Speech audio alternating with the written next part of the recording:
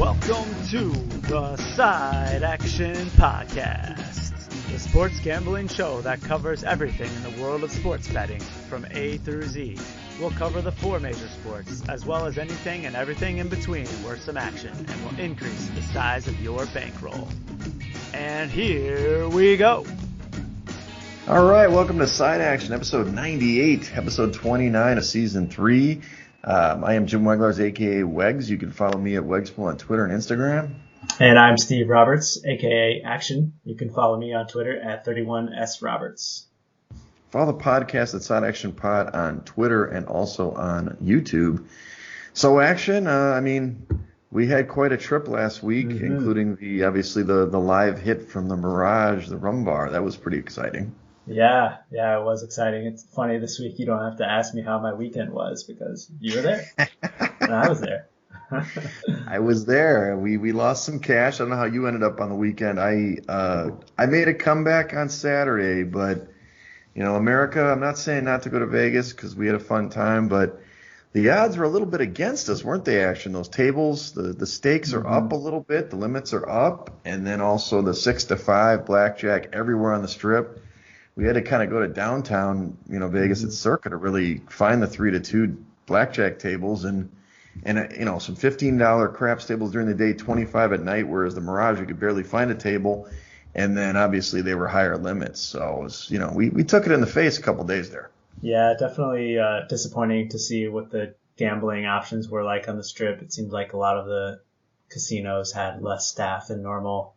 They weren't really planning for that crowd, which is understandable, presuming that they have really light crowds every other day of the year so far. Right. And they did pick up at night. I guess they opened up some more pits. You played that one night. But for the most part, we gambled the first couple of days on the Strip. We were almost exclusively Circa from, Thursday night on. We were living over there, and we love it there. We're not paid promoters of Circa. That's the right resort, everybody. I wish we were. I will tell you that resort casino is impressive, really great for the sports viewer, the sports gambler. But even if you're not, it's just kind of a club environment. They had the go-go dancers between the pits on Thursday night, and obviously a beautiful wall of TVs in the sports book. Stadium Swim. That place is the top-notch place. Had a great time. We had some lovely servers, and that was an amazing experience with a DJ. Plus, they had a viewing room on the third floor for us, which we kind of hit on the Saturday where we could just chill out. It didn't have to be gambling. So definitely, Derek Stevens and his team have put together an incredible experience at Circa. Yeah, I think the viewing party on the third floor ballroom, the unfinished ballroom, was probably the pleasant surprise for me. Because knowing how crowded it was downstairs, it was nice to be able to go up there and find a little escape, be able to sit down at a nice empty table and watch games on the big screen there. That's right. So those of you that didn't follow the story and my drunk, sunscreen filled eyes, at Circa, we got free T-shirts and we had a good time. We finally had some better days on Saturday, and Prime was there. Prime was making it happen. He was mixing it up, and we're definitely going to go back. We'll talk about that at the end of the episode. Yeah, without a doubt. So, let's roll into NCAA hoops. That's all we're talking about at this point. We're going to preview both Sweet 16 and the Elite Eight, and review last week's action. First two rounds anyway. So, general impressions, I just want to lay out there. We talked about the Big Ten all season, strong conference. Man, they did not show up, even in venues that they had played in before. One team is left in the Sweet 16 out of the 9 that entered the tournament. So I'm not sure if you have any thoughts that way, but really disappointed. And of course, it hurt our bracket and our bets. Yeah, it hurt my bankroll quite a bit. Yes. I'm very heavily into the Big Ten, as I've talked about for the last several weeks. And it just appeared that the Big Ten switched bodies with the Pac-12. Right. That's my only explanation for this. Surely there's others, but I really find it hard to believe that the Big Ten was just overrated all season. Right. I don't know that there's any other explanation than that, but it just seems like they went out and laid an egg. I don't know if there was perhaps some downside to being in Indianapolis for so long, whereas initially I thought that would be an advantage. Right. That could be. It could be. We talked about it last week. We thought it would be an advantage, but maybe the kids who have just been there for 2 solid weeks, they're going to get a little itchy. Maybe we'll look at that this week. Maybe teams are not going to come out with the same fire. I mean, look at Oregon, for example, that only played one game because, that's on the VCU actually, they had a COVID issue and they couldn't play and it was a forfeit. They came out gangbusters in their game. And so they won out and they beat Iowa, right? Yep. So they upset the number 2 seed. They played incredibly. But I mean, there were teams like UCLA. I mean, they won 3 games on the weekend. They rolled ran the dice. They beat, obviously, Michigan State was an overtime game. That was a great game. But they played really well. You already mentioned the Pac-12. They had 5 teams in the dance. They got 4 teams in the Sweet 16. So they came to play. What about the Zags? They look pretty good. Yeah, impressive through 2 games, without a doubt. Playing against Mount St. Mary's was it Norfolk? I think that they bounced in the first round easily. Mm-hmm. But I think that was a great performance against Oklahoma. Not really a great matchup for the Zags, though. I think the next couple of games, maybe not the Creighton game, but the Elite Eight, I expect they'll see a little bit more of a test. And that'll be their true test to see if they can hang with the Power 5 elite. Yeah, agreed. We mentioned the Big Ten. Illinois was bounced, which has a big upset, and that kind of rolls into the next comment. There were actually really 3 true Cinderellas in my eyes. I know UCLA is a low seed, but you've got Oregon State, which is obviously a Power 5 team. But then you still have Loyola, which we've talked about all season. They're a top 5 in KenPom. But Oral Roberts has to be the story of the tournament. They obviously took out Ohio State in a really great game. That was a fun game to watch. But they came through in the next game, too. There's some serious Sweet 16 action here. These teams, obviously, Loyola took out Illinois, which was a huge upset, especially because that's all Chicago-based kids for the most part on those teams. Mm-hmm. So, I don't know. Just are you excited about either of those teams, Loyola or Oral Roberts? I'm not so sure that Oral Roberts has a chance, but you never know. And on the other side, I definitely like Loyola's chances to continue dancing in this tournament. They play some incredible defense, and that will carry them far in any tournament. You left out Syracuse, though. Well, perennial Cinderella. Well, Syracuse is doing what they do every time. If they get in the dance, they advance. There's a T-shirt for you. You get in the dance, you advance. They do that. They did this a couple years ago when they weren't even that. I think they were the play-in game and they got to the Sweet 16. I mean, it's that zone. People can't do it. And we'll talk about that against Houston. Can Houston overcome this zone? And Buddy Boeheim is balling, man. The kid is making some jumpers. The guy can shoot the ball. So definitely. Just to review, we've got obviously some of the high seeds are left, but you've got very low seeds. A 15 in Oral Roberts. You have the 12 seed. I guess that's in Oregon State, who's been. We'll talk about them in a minute. 2 11s in UCLA and Syracuse, and then you still have an 8, a 7, and a 6. So pretty high seeds left at this stage, and we'll see if they, get knocked out this time around.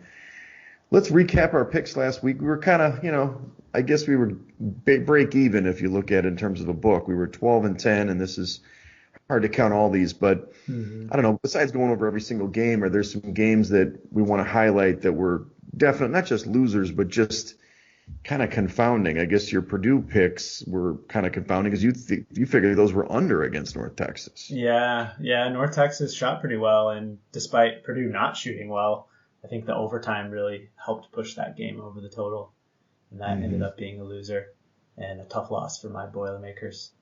And another one I wanted to touch on was the Winthrop game. I think that they really should probably cover that. They were in that game the whole time. Nova pulled away late, so that was another tough loss. I'll tell you, I wish that I followed this sheet. I should have reviewed the sheet again come Friday because I did not take Oregon State as the money line, and they were plus 300 or something, and they won easily in the first round, covering that plus 8. We talked about Loyola. We knew that they were going to cover over Georgia Tech because of the loss of that leading scorer for Georgia Tech. But Abilene Christian, come on, I'm surprised you didn't put a flag in this team. This team obviously won outright. They beat Texas. That was a brutal game. That was a rock fight. Was it 52-51 or 52-53 or 53-52? Yeah. And but you got the money line winner in that one. That helped the bankroll. Yeah, definitely. I forgot to actually bet it, though. Oh, I did have the +9, but I didn't get down yeah. on the money line in that game, unfortunately. So still a great win for Abilene Christian, and their Cinderella story was ended pretty quickly by UCLA on Monday night. It And the was. one that still confounds me is Connecticut just being Mm-hmm. boat raced by Maryland. I did not see that coming at all. Mm-hmm. Yeah, Maryland and then Georgetown got destroyed by Colorado, giving up 96. Both those Big East teams, I don't know what the deal was. They weren't ready to play, or it's hard to say what happened, but that really hurt. I was going to say about that Abilene Christian one. First of all, hats off to you calling that a long time ago that they were a good team. They get their first win in NCAA tournament history. But more importantly, Shaka Smart has not won a game in the NCAA tournament at Texas yet. I mean, that is incredible considering I think his first year in VCU, he won 3 or 4 games. Yeah. Same as Archie Miller. He hasn't won a game in Indiana, and now he's got the boot. Of course, you got to make the tournament first to win one. So. That's right. The last one I wanted to discuss was Eastern Washington, mainly for the hair. Those guys, what was it? What are they? The Grover boys or something? That sounds right. Grove, yeah. I mean, those two brothers, man, they were first of all, they were straight up balling in the first half. They did not get you to the first to 20 bet, but they did hit the first half +6, and then the book went wild when they hit the late jumper to cover the number at the end, even though KU did win the game. But those guys can ball, and it was funny because I was looking at the headband with their mom with the headband in the stands, so just kind of one of those fun games, but good hit on that one, actually. Yeah, I think it was funny that you called those guys the best COVID hair in the tournament. Absolutely, best code here by far. So, all right, well, let's go into the action index before we hit this week's action, and let's see. I mean, there's not as many teams left. We can just identify the teams that are left. Even though Illinois is at 3, they're out. Michigan's still in there. USC and Alabama. Iowa's out. So what do you? And Colorado, actually, most of these teams, well, most of them are in. I guess most of the Big Ten teams are out. Yeah, that's true. There's several teams still in the tournament here in the top 10. USC jumps out at me at number 6, slowly moving the rankings, and the rebounding numbers really do jump out at me for them as well. An extra 1.6 points per game on the glass. And Alabama in the top 7, and Loyola remains in the top 10, steady at 9. So I really like them as a dark horse, Wegs, and I think they can make a run to the Final Four and even beyond.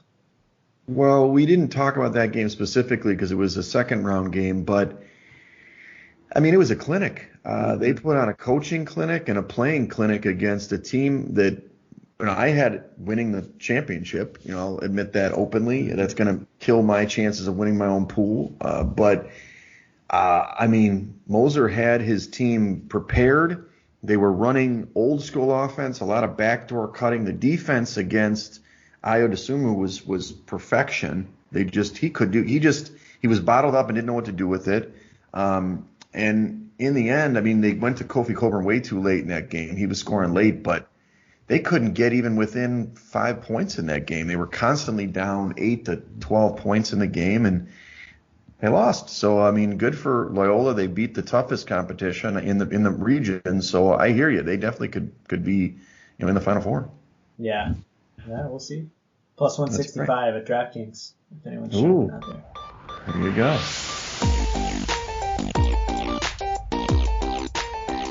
Well, this is how we're going to do the Sweet 16 previews.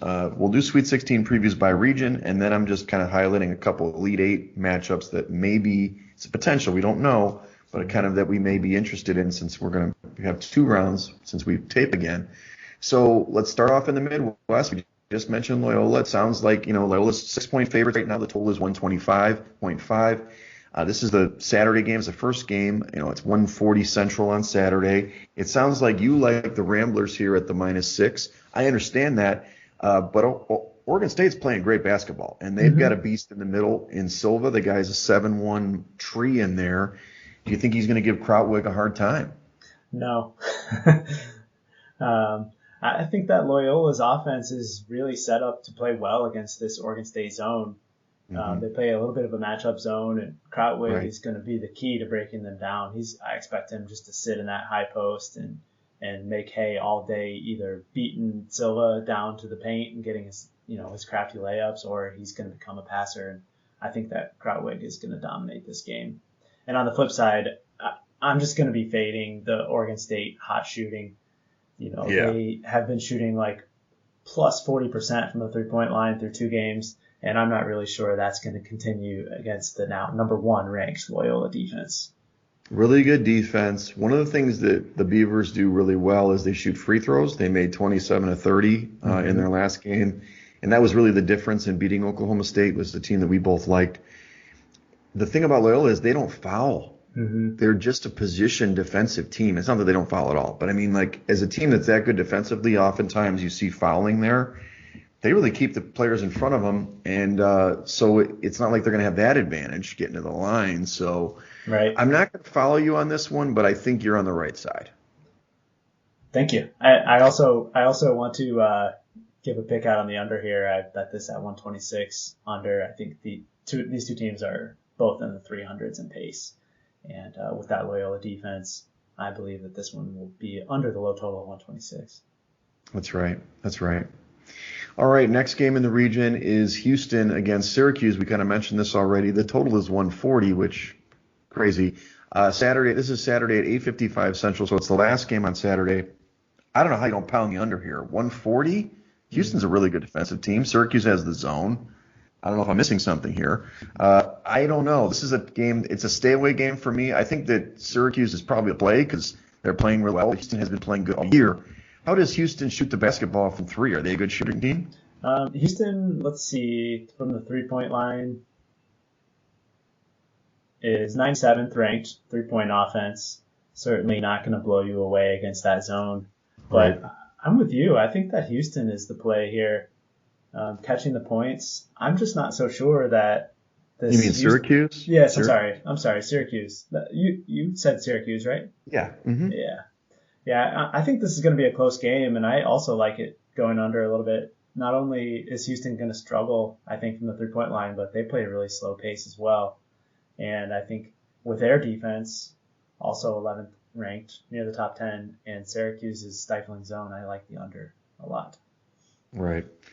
So for me, that's an under. Maybe. I mean, if I bet, I'll go Syracuse, but definitely the under in that game. The one thing that gives me pause, though, honestly, is the offensive rebounding for Houston against that Syracuse zone. That is a serious mismatch. Right. Houston is number 2 on the offensive glass, and we all know playing zone makes it very difficult to rebound defensively. Yeah, and I know for your index, they're almost 2.5 points advantage on the glass for that. So. That may be the advantage. Maybe that's how they get it. I still don't think they're going to run away with it, but yeah, I mean, that's how they're going to stay ahead. I mean, Houston really, I don't know how they won that game. It was Rutgers, right? Yeah, Dejan Giroux came back from the dead and saved their season.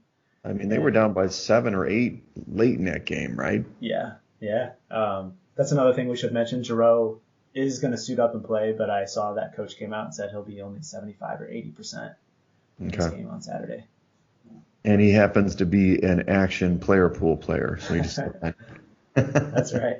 who's on top of the board. All right, well, let's jump to the South region, the other region that plays Saturday. The number 1 seed is Baylor.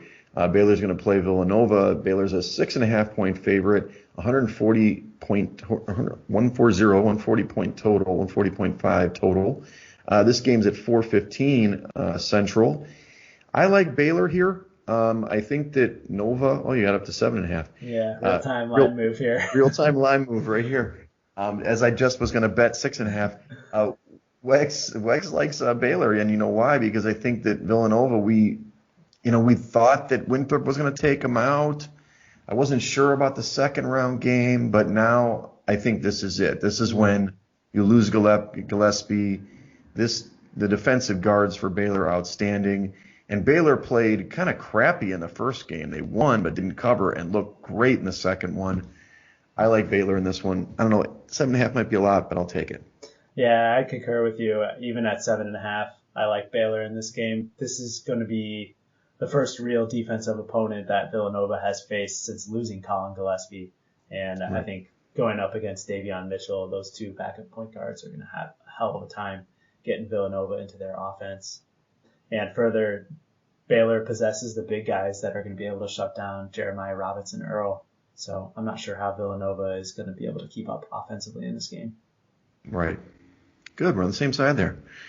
Okay, this one, Arkansas is going to play Oral Roberts. Arkansas is an 11-point favorite in this one. This is a high total, 159, the highest on the weekend.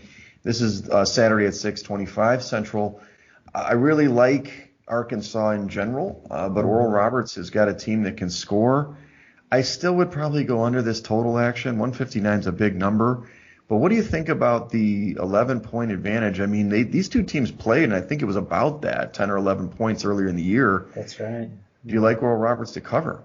I don't know. I've seen a couple people picking Oral Roberts in this spot, but I'm not really sure that I can get myself there. And this seems like a classic letdown spot after getting to the Sweet 16. Oral Roberts has made their goal effectively, and I could see them getting blown out in this game, to be honest, which also makes me like your pick of the under quite a bit. I think that those two are correlated.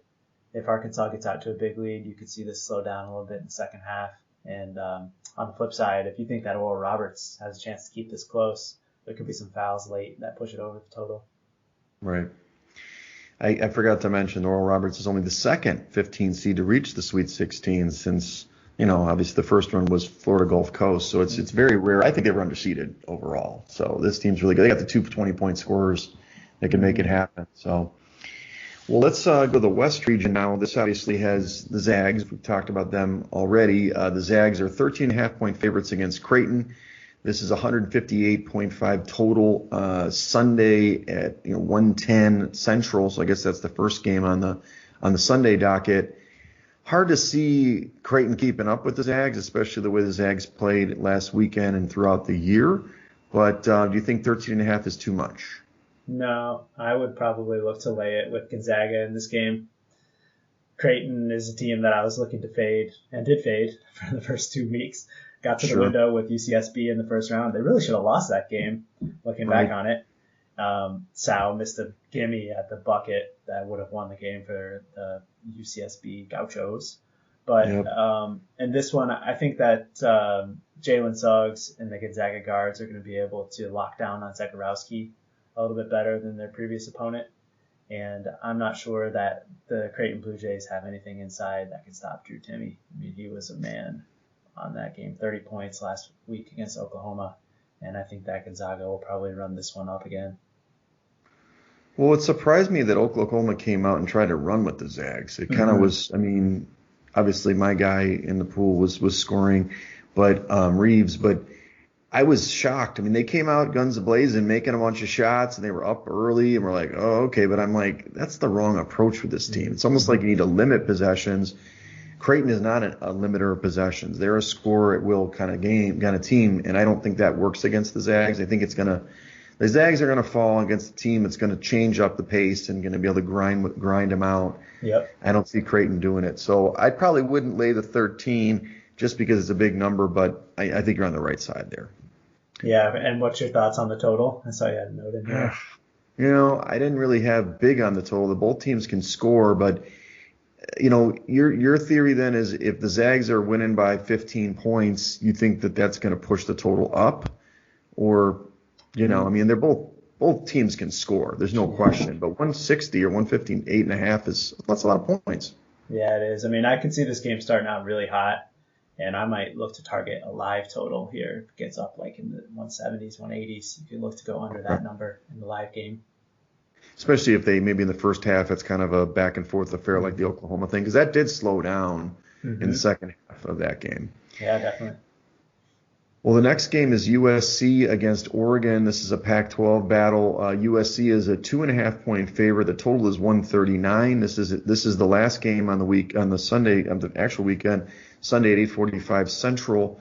I like both these teams, to be honest with you. I'm kind of pissed at the committee in a way. I know that what they did was they put teams by region, even though they weren't playing in regions, and you have a 6, in USC and a 7 in Oregon. If you'd have put Oregon in another region, they would have advanced to Sweet 16 anyway. They're healthy now. But I love this USC team, man. And we've been talking about them for a while. You've got them in your top 6 now, I think. The Mobley brothers can ball, but they have a bunch of versatile defenders. Oregon is a really good team, but they're more of an offensive team, and I think they're going to run into USC can have trouble scoring at times, but I think that this team, the way that they can defend, is going to really stymie Oregon. I didn't look up the history. I'm sure they played a couple times this year, but what are your thoughts? Yeah, I have a lean to USC in this game. Also, my numbers make it 4.75 in favor of the Trojans. But I think I told you the other day, this Oregon team really perplexes me. Yep. And I don't really have a good handle on them. I think it's because of the hiatus that they had earlier in the season. I'm likely just going to be passing this game and sitting down to watch it. But I do like the Trojans to come out victorious. Yeah, let's see. Let's just double check if they played. So they lost to USC back in February 72-58. That was at USC. Uh-huh. And then I think they only played the one time. So, not a lot to glean there. But look, it's going to be a great game. They did right in putting this as the last game on the weekend. I think it's going to be exciting. But I'm just disappointed that they have to face now. It'd be nice to have them in different parts of the bracket. I do. Before we move on, I do have a pick, though, on the under. I think this is going to be another grinder. Both of these teams know each other well, obviously, playing in the same conference. And, again, two slow-paced teams, great defense, and USC, 5th ranked. I like it to stay under. I think it's 136. 9. Do it 136? 139. My bad. Yeah, I mean, USC shot the lights out in the last game against Kansas. They just blew them off the floor. I don't think that's going to happen in this one. I don't think they're going to shoot like that because, Isaiah Mobley, just to go over, Evan Mobley is the freshman who's probably going to go in the top 5 in the NBA draft. Isaiah, his older brother, he was just raining them in the first half. And I think they, as a team, shot 55% from 3. I don't expect that again. So I think you're right for the under on that one. The last one is the East region. We've got Michigan, who's still alive. Ironically, that's the team that we thought was not going to do well without Isaiah Livers. They are a 3-point favorite against Florida State. The total is 144. This is at Sunday at 4 o'clock Central. I like the Noles for the upset. Maybe this is based on Leonard Hamilton's track record in past tournaments and because of the Michigan angle, but Michigan has played well in 2 games, so I don't know. What do you think? Yeah, I mean, this is going to be a really interesting matchup to see how this Florida State defense plays Michigan's offense. Florida State likes to switch everything on defense in all 5 positions. The big guy, Koprivica, will go out and switch and guard the little guys too. And I think that Juwan Howard may have a leg up on Leonard Hamilton in the coaching department, to be honest. Sure. And I think they're going to find ways to get Hunter Dickinson the ball inside with some mismatches. I expect that Dickinson is going to have a big game. And, I have a lean to Michigan here. I don't know if I'm going to lay it with them yet, to be honest. I think that, one big weakness for the Seminoles has always been their turnovers. And unfortunately, Michigan just doesn't turn their opponents over. So that advantage that most teams have against Florida State is mitigated in this one. But I still have a lean to the Michigan Wolverines and Juwan Howard. What about the total? 144 seems high for these teams, doesn't it? Yeah, I would agree with that too. I mean, Michigan's pretty slow pace. When they are motivated on defense, they play good defense. 9th ranked at Ken Palm still. I do think that it is a pretty high total for this game. Obviously, the stakes are raised now. But, I haven't pulled the trigger on that one. Yeah, I got you. Okay, the last game in the East region is Alabama against UCLA. I don't know, maybe thought UCLA or Alabama was going to get knocked off potentially by UConn. That didn't happen. Alabama is a 6-point favorite against UCLA, 145-point total. This is Sunday at 6:15 Central. Look, this is a classic offenses versus defense battle. UCLA has been lighting it up. Your guy, what's his name? Juzang? Johnny Juzang. Guy is he's just silk out there. But the whole offense is just really clicking. When we watched that first game in the first 4 on Thursday at Circa, I mean, it was a great matchup against Michigan State, but the fluidity of the UCLA offense was just impressive. However, and now they were pretty fluid. They beat Abilene Christian, didn't they? Yeah. So, I mean, that's a good defensive team. But obviously Alabama's probably got a little bit better athletes. What do you think in this one? I kind of feel like Alabama's going to win. But UCLA has been playing at a really high level. Yeah, it looks like a little bit of a move up to 6.5 on the spread in this one for the most part. I don't see any sixes left on my board. And Right. it looks like money's coming in on Alabama. To be honest with you, I think that spread might be a touch high in Yeah. this game. Alabama does play really good defense, third ranked, and I expect that's probably going to be one of the best defenses that UCLA has seen all season. So the key will just be slowing down the two J brothers, Juzang and Jaquez. Those two guys have been filling it up throughout the first 3 games of this tournament. So I'm not sure I have a pick on the side, to be honest. And the total seems appropriate. I think that it could go under because Alabama could squeeze UCLA, but UCLA has found a way. I mean, they scored, and a lot of these teams struggled to score in these different arenas, but it doesn't matter where they play. They played in a couple different arenas, and they were lighting it up. Yeah, I thought the same thing in the Alabama-Maryland game last week. They put up like 170 points. So I think I'm done with totals in Alabama games. I got you.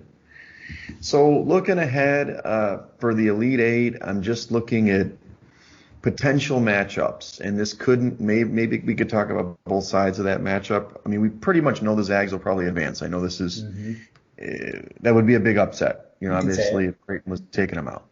But, I mean, USC against the Zags would be the tougher matchup, right? They've got that, versatile defense. They've got some guys who can score. The Zags obviously have, plenty of guys who can score. We've talked about during the season is they're going to struggle against a team that's got a little bit of grit, that can slow that offense down. If you see this matchup, would you go the side of the Trojans probably getting points? Yeah, I would love to bet on USC in this game. I hope it comes to fruition. I think that this is a team with the future NBA stars. Sure. That can match up with the Zags. And I would hope that Coach Enfield is smart enough to actually look to slow the pace, which I would expect they would do, which is their normal style of play. My numbers make it 10.5. I wouldn't expect that we would see a number quite that high. But I still think there would be plenty of value taking USC and your Trojans. Nice. And then the other game that I think it's going to set up for in the Elite Eight that's interesting is Arkansas against Baylor. And we think this will happen. Who knows? But we think that Baylor is going to advance over Villanova and then Arkansas over Roberts. So this is as close to the top seeds that we're going to get in this tournament. Arkansas has been, one of my darlings late in the season, but Baylor was your darling early in the season. So what do you think about that matchup? I think it will be a great matchup. I have been on Arkansas quite a bit. I know I flipped a little bit. I was down on Baylor coming into this tournament, but they've been impressive in the first 2 games on defense. We talked about after their COVID break how their defense took a little bit of a step back, but it seems like through the first 2 rounds they have a renewed focus on that end of the ball. And I think that could prove to be a little bit difficult for the Razorbacks. Justin Smith has been awesome in this tournament, but he's still a little bit undersized at his position. And I think some of the big guys for Baylor on the interior may be able to slow him down a little bit. And Moody, the freshman scorer, I think will meet his foe in Davion Mitchell. So I would like, as much as I would love to see Arkansas win that game, I think that Baylor is going to be the side in that one. Yeah, I think so too. So now I'm leading you down a path here, Action, because as I'm going to discuss the very interesting pool I'm in, it's like a survivor pool for the tournament, and I'm just going to briefly describe the format so people know how it works. But essentially, the first couple of games, you have to pick 2 games in the first round, and the first day. If you do get it right, then you only have to pick 2 the next day, and keep moving. And then in the next round, it's only 1 if you did it perfectly. If you lose in the first day, like I did, thank you, North Carolina, then you have to pick 4 games in the next day, and then you can go back to the 1 game. And I was doing okay. I lost North Carolina, and it's a true survivor pool, so you can't pick a team twice. When I got to that second round, and I got the 4 right on the second day of the first round, then I got we got a pick right, thank you. But then I missed on Oklahoma State, and so that one made me have to pick 5 teams in the last day of the weekend. and which was all great. I actually got all 5, so I feel good action. But I'm set up in a situation we were discussing a little bit yesterday where I'm kind of in a pickle. I mean, I probably, regardless, can't change my situation because I only have the Zags basically on the one half of the bracket. But so in doing it this way, do you think I should go with the Arkansas over Oral Roberts and then Baylor over Arkansas? Or should I go for a lesser pick like we talked about a little bit yesterday, a Loyola or something, keeping those other teams in play, like a Loyola or Houston? I don't feel great about Houston, but you know what I mean? Like, so keeping both Arkansas and Baylor alive in this first day, and then I have those options later on. Yeah, I mean, so you have to pick one game each day going One into this game weekend. each day now at this stage, yeah. But I can't use the team twice. And the right half of the bracket all plays on the same day, and the left half, right? Yeah, I have that right. Yes. Yeah, So basically, you're going to have the Midwest and the South. Mm-hmm. I have plenty of teams in that region, in that side. The other side, I only have the Zags for Sunday, so I'm really having to pray on Tuesday that something happens. But yeah, on Saturday, I have to decide if am I going to take an Arkansas or something like that, and then I can also not take Baylor in the Elite Eight game. I can wait for the Final Four and hope, you know what I mean? Hope for the best. Take a Houston over Loyola. But yeah, that's where I'm at. I think that Arkansas would probably be the pick for me, especially if you like Baylor in the next game, because it sounds like based on your only having Gonzaga left on the left side of the bracket, you may not even be able to make it to the Final Four anyways. So Correct. There's no real point in trying to save Baylor for the Final Four if you're going to be out before you get there. Right. Good point. All righty. Thank you, Action. That concurs most of my thoughts. So that any other thoughts on either Sweet 16 or Elite 8 before we? No, I don't think so. No Lucas Oil games this weekend. I was disappointed to see that. Looks like they're going to stick to Bankers Life and Hinkle for these 2 rounds, and then I'm guessing they'll be back at Lucas Oil for the Final Four in the championship. So we can get back on the under train next week. Yeah, the text of the weekend when we were in Vegas was your dad, who was like, Lucas Oil. What did he say? It's killing it or something. Lucas Oil unders are hot, something like that. Did he say hot or did he use the hot symbol? The little flare. I'll have to check. We'll have to double check those texts, but well, anyway, we had a great weekend, obviously in Vegas, and we, Prime as well, Artemis Prime with us. You can see our video again, and where we took pictures with everybody with the Instagram and everything.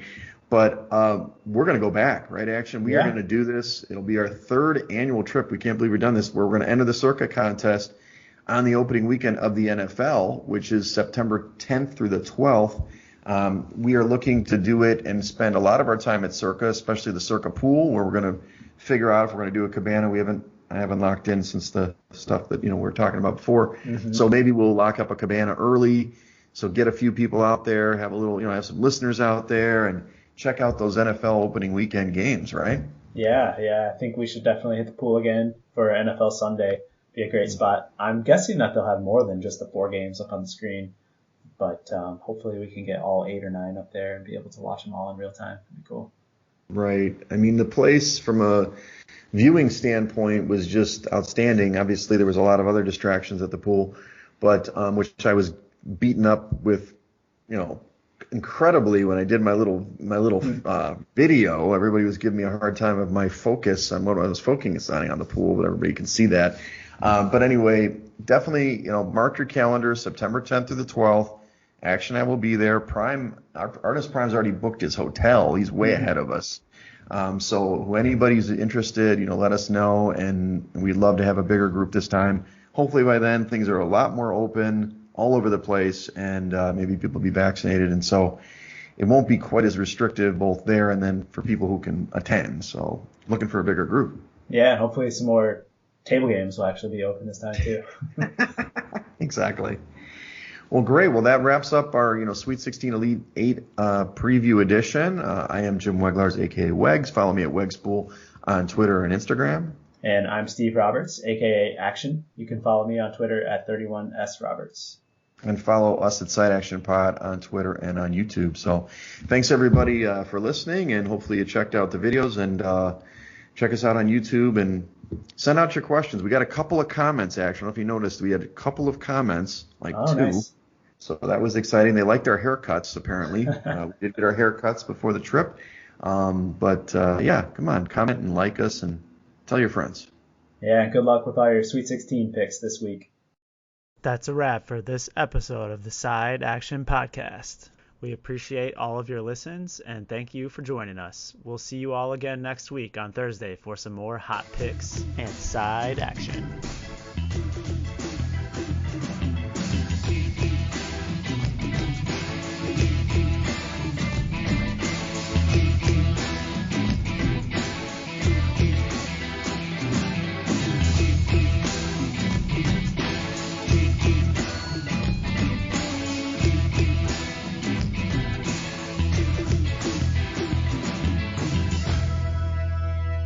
Side Action Podcast, its owners and associates take no responsibility for the opinions or statements made by the show hosts or their guests.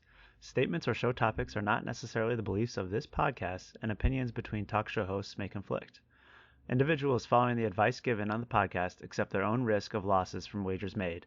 As the Side Action Podcast, its owners, hosts, associates, or guests will not guarantee any advice given.